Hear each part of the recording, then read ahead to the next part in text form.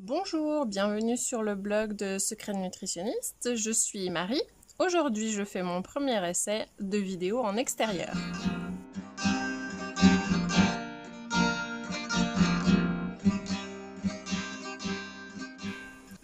Je vous emmène donc un petit peu dans mon jardin en vous montrant quelques photos de fruits de fin d'été et à l'approche de l'automne. Les voici.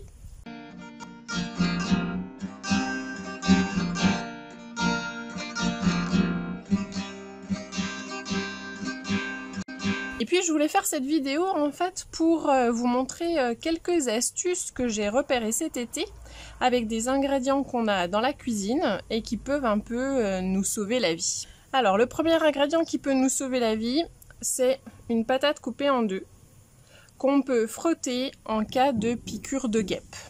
Alors franchement c'est magique, j'ai essayé sur mon petit garçon quand il avait 2 ans et c'est arrivé encore cet été quand il avait 5 ans. Vraiment on lui a frotté instantanément une patate, une pomme de terre coupée en deux sur la piqûre de la guêpe et ça n'a pas enflé. Et le lendemain, aucune douleur, aucun piqûre rouge, enfin vraiment, l'amidon de la pomme de terre a complètement neutralisé le venin de guêpe. Et c'est bon à savoir pour les petits, pour les grands. Donc n'hésitez pas à mettre une pomme de terre dans le sac à dos quand vous allez vous promener dans des endroits où des guêpes sont susceptibles d'être présentes autour de vous, par exemple.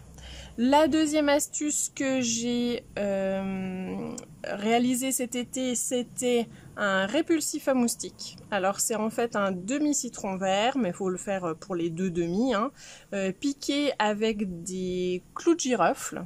Voilà, on met dans la chambre et ça repousse les moustiques.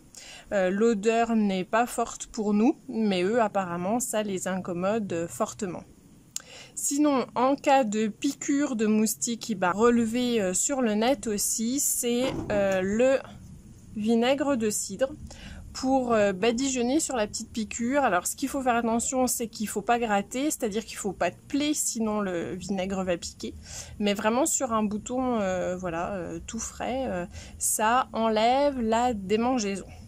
Voilà, donc je tenais à vous faire cette petite vidéo de fin d'été pour qu'on ait une petite trace sur la chaîne YouTube, par exemple pour l'été prochain. Je vous souhaite une bonne journée et je vous dis à bientôt sur le blog Secrets de Nutritionniste.